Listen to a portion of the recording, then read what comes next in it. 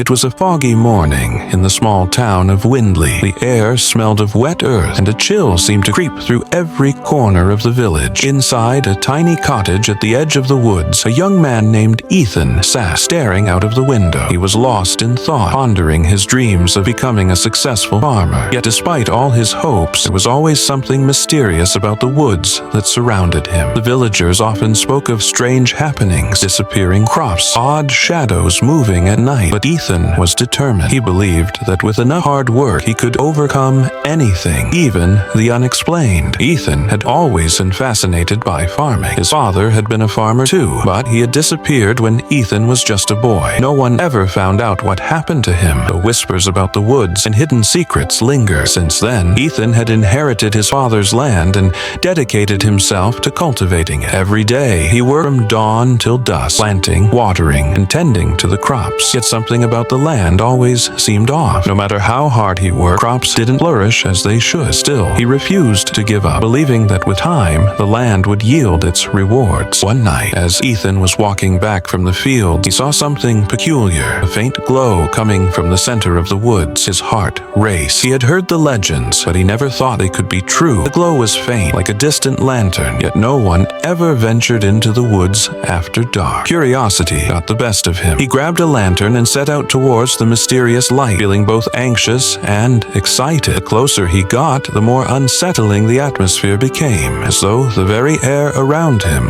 was thick with mystery. As he ventured deeper into the woods, the light seemed to move, as though it was leading him somewhere. His footsteps echoed in the silence, each step heavier than the last. After what seemed like hours, Ethan reached a small clearing. In the middle of it stood an ancient tree, its gnarled roots twisting above the ground. The light was coming from an object beneath the tree. Hesitantly, Ethan approached and knelt down to examine it. To his surprise, it was an old, weathered book. It looked ancient, its pages yellowed with age. There was no title on the cover, only strange symbols. Ethan's fingers trembled as he opened the book, scanning the strange symbols. It wasn't a language he recognized, but the illustrations seemed to depict farming, seeds growing into magnificent plants, fields abundant with crops. As he flipped through the pages, he came across a diagram that showed how to make the soil fertile again, using techniques long forgotten. The book hinted at a powerful, long-lost secret buried deep in the woods. The more Ethan read, the more he became convinced that this was the key to the success he had been searching for. But the book also warned that those who tried to uncover its secrets often paid a great price. Ethan decided to follow the instructions in the book. He spent the next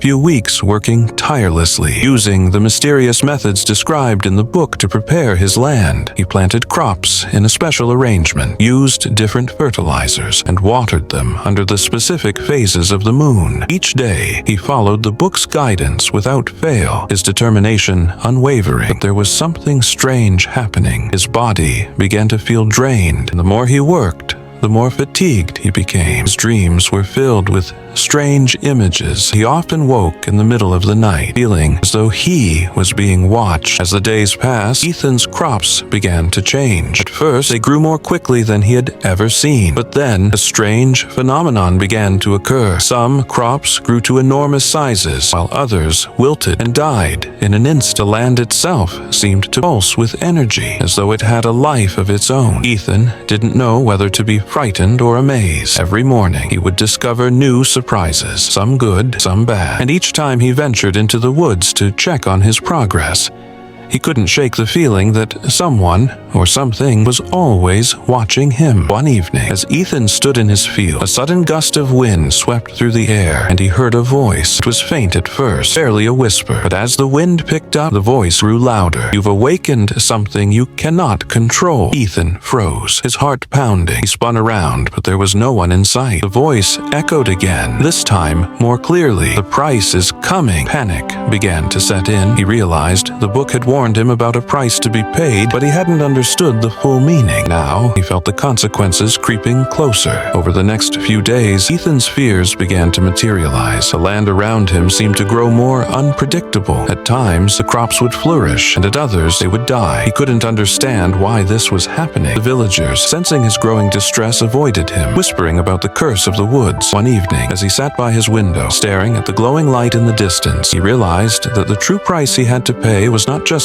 physical exhaustion. It was his very connection to the land, a bond that was growing stronger by the day. In the final moments of his journey, Ethan understood the true meaning of the book. The secret was not just about growing crops, it was about balance. For every gift the land gave, it took something back. It was a symbiotic relationship, one that required careful management. Through hard work and sacrifice, Ethan had awakened a power beyond his control. Yet the sweet fruit of his labor, his success, would only come when he learned to give back to the land. By understanding the balance between work and rest, creation and destruction, he would finally harvest the rewards he had worked so tirelessly for.